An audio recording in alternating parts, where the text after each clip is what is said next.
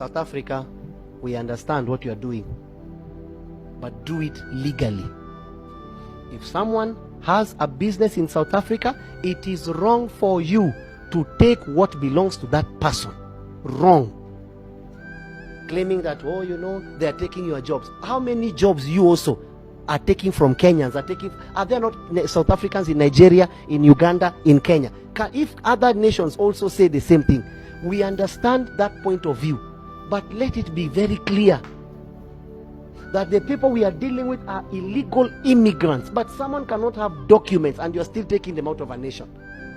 Stop treating your fellow brothers as your enemies. I was expecting that the ambassador of Kenya to South Africa, the ambassador of what? These are the jobs of ambassadors.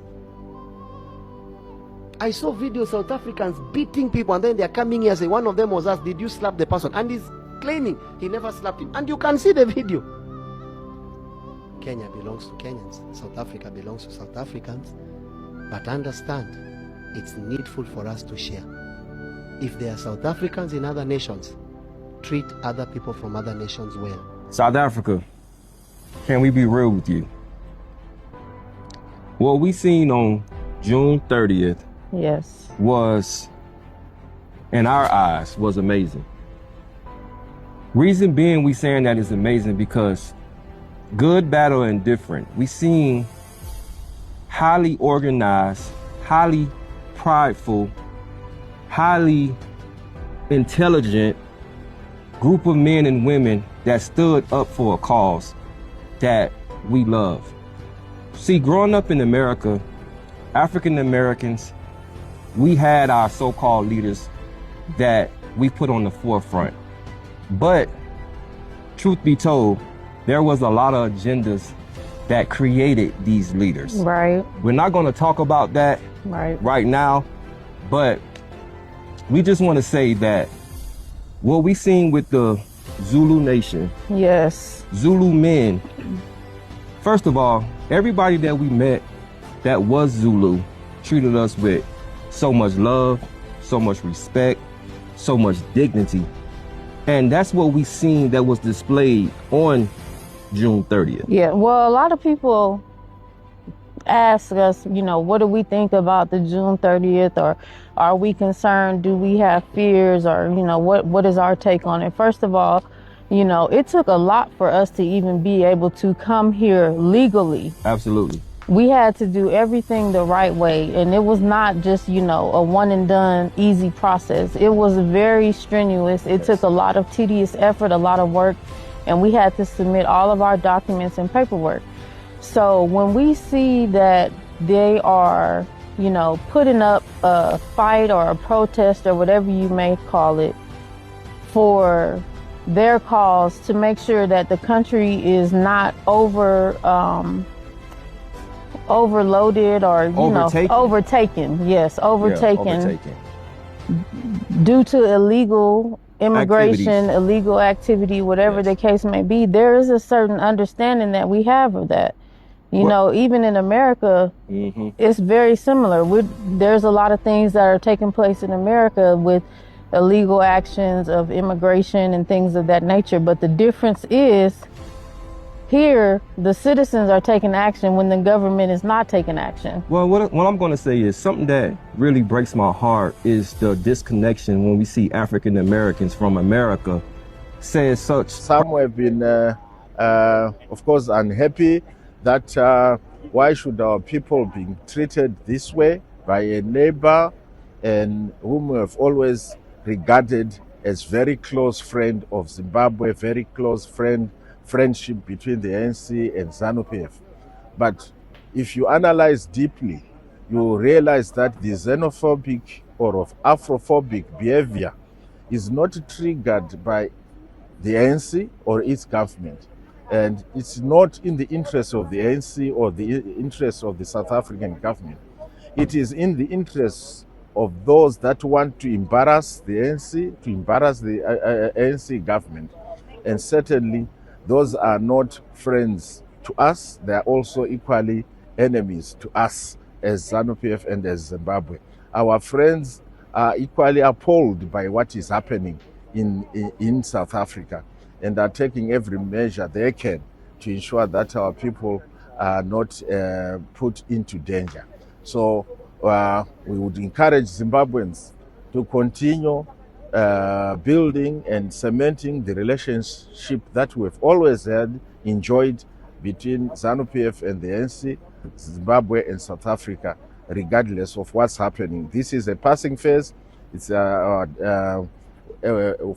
enemies who are trying to detract us, but that should not shift us from the traditional friendship that we've always enjoyed. We want our people to go to the streets. We want our people to picket. And they must not go on the EFF's invitation. They must go on their own. It must not be politically led type of a campaign. It must not be led by NGOs, because most of these NGOs are financed by government, by a business, which says to them, one of the NGOs was saying to us, no, we can't protest on Wednesday because we can't get the support of business. I'm trying to promote EFF here, but these things are too hot. Yes. I'll end up collapsing here with this advert of the EFF.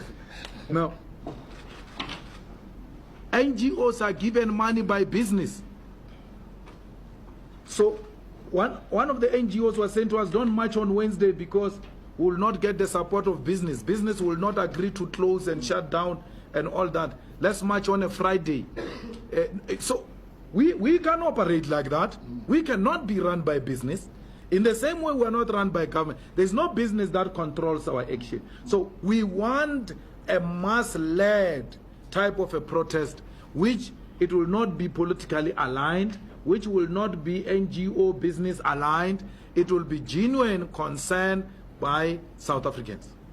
It doesn't matter whether they are 10, it doesn't matter whether they are 20, they just go and occupy some bridge with placards. That's what we are calling for. Every individual in South Africa should say, not in my name. So that work, SIU received a presidential proclamation, and part of the outcomes is the findings of members of the immigration in Home Affairs who were pocketing a lot monies, though they earn very low salaries. And part of those, some are in the disciplinary processes, some have already been expelled, and the process of recovery of the ill-gotten gains, as Minister Kubai has indicated, of Kara, is already underway. In terms of vetting, because that is the responsibility of the State Security Agency, the vetting, what we have done, as we indicated during our budget vote, we have categorized departments, because previously the focus went on senior management and supply chain officials. But now we have categorized critical departments and agencies across the public sector. So it's not limited only in government departments, across the public sector, which means SOCs, means municipalities, provincial and national departments that are critical or that are susceptible to corruption, and then we undertaking vetting on that. As part of that work in Home Affairs, we have already targeted, there's the Project Management Office of Home Affairs, we've targeted a number of categories. We have also increased our own capacity, moving to e-vetting, electronic vetting, so that we can then have sufficient capacity. You know, we are currently vetting the senior management of the police, not only up from brigadier level up, we are also dealing with the metro municipalities. We have started with Ekurhuleni, we are going to Johannesburg, Tshwane, and eThekwini, and the city of Cape Town will be the last one. We are building that, we have that capacity that we are working, and that our vetting includes, we have strengthened the work of vetting, the component of vetting that dealt with lifestyle audits, to make sure that lifestyle audits are then dealt with. And we are no longer doing it, though vetting, the security clearance certificate remains valid for 5 years, lifestyle audits are annual, so that because we can keep track of the process. And part of the improvements in the vetting outcomes is that If we find you, if we fail you vetting and deny you a security clearance, in terms of the regulations, we are now obliged to report you to law enforcement agencies so that they can then do the investigations for your prosecution. It's part of what we are using, what we call passive intelligence, to strengthen law enforcement in the country. Majority of the countries that we are finding their nationals or citizens in the country illegally do not even qualify to apply for either refugee or asylum status in this country. We indicated that we discussed the pull and the push factors for the illegal immigration into South Africa. It's part of the issues that Minister Kachalia has just referred to now, of the instability that makes the government not being able to protect their own nationals. That's why part of the challenge that we've had is people who do not even have a passport to start with, not that they've expired, and that because even the cost of the documentation, the cost is not on the South African side, the cost of the documentation, it's in their own countries applying for that documentation. We then also concluded that what is important, and it's our commitment, both as the current chairperson of SADC, as an active member of the AU, as the current chairperson of SACU, that we are committed to the Agenda 2063 of the AU of silencing the guns for the development, for the economic development of Africa. And our priority is saying Africa, a better Africa and a better world. And that means all of us as governments, we must commit to ensure conditions that allow economic development. In that briefing, we indicated, I think it was the the IMC briefing, we indicated that as South Africa, we're actively involved in the development projects, industrialization projects in Angola, in the Lobito corridor. We are also actively involved in the projects in Mozambique, and our companies have invested, South African companies, Sasol has invested big time. There are a number of South African companies that have invested in the African continent as part of that commitment. We are the first signatory, we are part of the first signatories on the African Continental Free Trade Area, because we have a commitment to industrialize Africa, because if we industrialize and develop together, the pull factors to South Africa will not take place.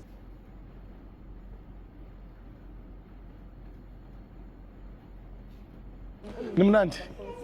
Hele. Call your mother. Yes, call your mother. How old are you? 17 to 18 next month. Ah, no. You are an adult, so it's fine. Baba, where's the mother of the child? What is she doing? I'm not too sure. I think she was dressing up or something. Oh, Mama, can you just bring the lady?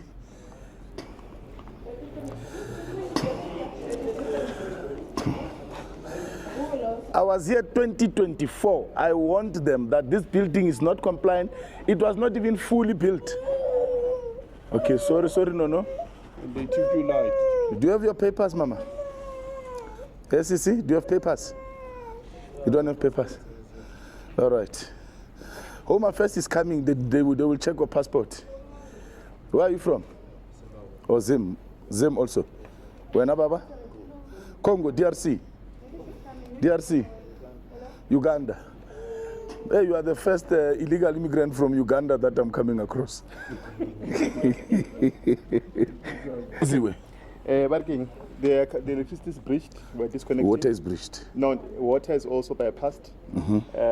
We're getting a court order, what you call work order being done to come and do level 3 disconnection.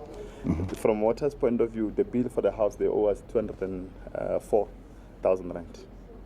That's what they are outstanding in terms of what they are owing us, over and above what they have here. I think we should. Okay, and then planning is going to apply for demolition. Yes. To demolish that extension there. Yeah, but I think what we'll do also we'll look at possibility of penalties. Yes. While we're working on the process of demolition process. All right. Mama, pack stuff for your child, for your children. Pack stuff for your children, their medication, everything, so that we can be able to go. Where's Home Affairs though? Yeah, we'll do penalties. Yeah, they're confirming. We'll do penalties on the property while we're waiting for the demolition. For the demolition to happen. Yeah. As a belief. And then we're still disconnecting Water. Oh, yes, electricity. They're on Let's do level 3. They're on prepaid, but then they're bypassed. They are on 0. No, they're bypassed. Yes. And then the water also they're bypassed. So they've not been paying for anything. We came here, I came here in 2024 after a tip-off to this property, and we found that there were some small anyana drugs here. We found illegal immigrants, and we also found that the extension, the building extension here was not compliant, and which is why the neighbors actually gave a tip-off that there's some movement that is suspicious here. They were warned here that they must demolish what they were building because it's not compliant. And they continue to build. There are almost 40 rooms here. Now we are here, it's in one stand. So now we are here, we found that they owe 200,000 in water alone. They are on prepaid, but electricity has been bypassed, has been breached. Their meter is running on 0. We have now cut electricity. City Power is here. Joburg Water is here. We have cut water. And what are we going to do more, Ardi? What we are going to also do is to impose rates penalties on the property. I don't see, what's the name of this woman? Lizzie Way. I said she must call Home Affairs Province because she only Dilangabana. Yeah, no, social development. Yeah. DSD, because if really problem. All right, we can take the men for now. Yes. And then we organize social development. Organize social development. Yeah. Let the men come now. Because the one lady is even looking after other people. She's a child looking after her mother's children. Or she's looking after somebody's children. Yeah. She's working. She's working. So the twins. And it's child labor because she's 17. The reason I overstayed is because of the case it's operating. No, it's fine. You overstayed. Is that? But it's because of a case that is operating. Somebody stole from me. I opened the case immediately. That's not the reason. Yeah, to stay in the country. Because I needed my money to go back. How am I supposed to go back without my money? I only came in January. He stole my money in February, March. It was even for my rental accommodation. Stole almost 40,000 rand. Sit down.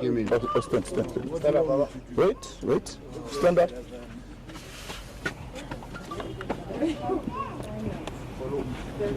What's that? Come grab one here. This one needs to be verified. Thank you. Let's go. There's a baby in the house. Let's go. No, the wife is with the baby. No, she's not there. You're refusing to fight your own government. This is what you get. Telephone Lizzie. I want to be out of South Africa. Do you think I want to be here illegally? This is an operation. You think this is good for me and my future? Yeah, it's good. What the hell is it for? They stole from my... Again. I don't want to argue with you. Why should I get into a fight? So what will you do something? Joburg I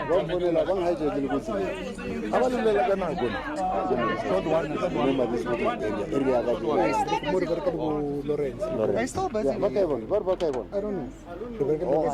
Those 2 guys they are deporting.